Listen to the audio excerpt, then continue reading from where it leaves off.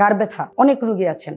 অনেকে বলেন যে আমার ঘাড়ে ব্যথা করে এবং ব্যথা ঘাড়ে থাকে, ঘাড় থেকে হয়তো ঘাড়ের নিচ দিয়ে পিঠের যে স্কেপুলা পাখনা আছে পাখনা বরাবর চলে যায়।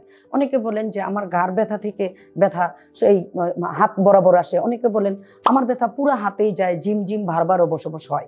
জার্নাল অফ মেডিকেল সায়েন্স এর বাংলাদেশের 2023 সালে তথ্য মতে 400 জন গৃহিণীকে নিয়ে একটি গবেষণায় দেখা গেছে যে গৃহিণীদের মধ্যে 8 থেকে 17% ঘাড় ব্যথায় ভুগে থাকেন এবং এর মধ্যে শহরে 43 থেকে 62 বছর বয়সের মহিলারাও এই 8 থেকে 17% ঘাড় ব্যথায় বেশি ভুগে থাকেন।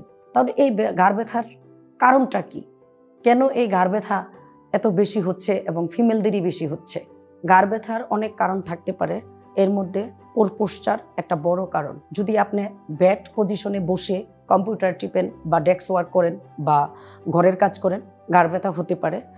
দেখা গেছে যে যদি কারো বয়সের কারণে ডিজেনারেশনের কারণে ঘাড় ব্যথা হতে পারে, যেমন সার্ভাইকাল স্পন্ডিলোসিস হতে পারে, ঘাড়ের হাড় যদি ক্ষয় হয় তাহলে ঘাড় ব্যথা হতে পারে। কারো যদি ডিস্ক প্রোলাপস হয়, জেলি বের হয়ে গিয়ে রগে চাপ দেয় সার্ভাইকাল স্পাইনে, ডিস্ক হার্নিয়েশন থাকে, তাহলে ঘাড় ব্যথা হতে পারে। যদি কারো স্পাইনাল ক্যানেল স্টেনোসিস, তার মানে যদি যে ভার্টিব্রাল স্পাইনাল যে ক্যানেলটা থাকে সেটা যদি শুরু হয়ে যায় তাহলে ঘাড় ব্যথা হতে পারে। মাসেল স্পাজম বা মাসেল স্ট্রেন হইলে ঘাড় ব্যথা হতে পারে। যদি ঘাড়ে ওভার স্ট্রেস পড়ে বা টান লাগে সেভাবে ঘাড় ব্যথা হতে পারে। আপনি ঘুমানোর পজিশন ভঙ্গি যদি সঠিক না থাকে তাহলেও আপনার ঘাড় ব্যথা হতে পারে। তাহলে এর চিকিৎসা পদ্ধতি কী হতে পারে? গবেষণাই বা কী বলে?